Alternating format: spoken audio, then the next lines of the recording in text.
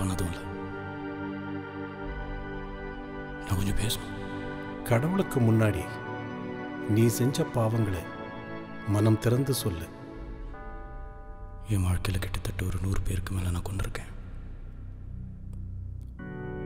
ஏன் கொன்னேன், எது கொன்னேன்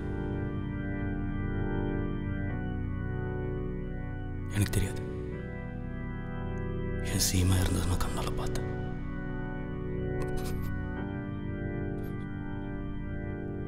சீமா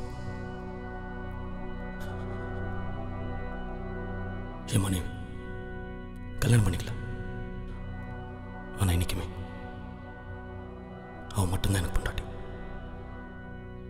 அவளால் பேச முடியாது. ஆனால் அவள் சொன்னதை என்றைக்குமே எதையுமே நான் மறக்க மாட்டேன். இடையில வந்த சொந்தம் இடையிலே போயிடுச்சு.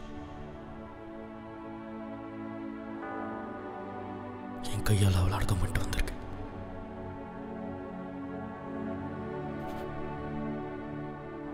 என் எதிர்காலம் நினச்ச என் பையனை என்ன மாதிரி ஒரு அனாதையா ஒரு இடத்துல விட்டு நான் வந்திருக்கேன்.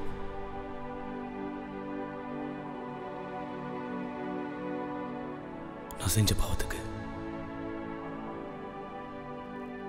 உங்க கடவுள் என்ன மன்னிப்பாரா ஃபாதர்? நீ செஞ்ச பாவங்களை அத்தனையும் கடவுள் மன்னிப்பார்.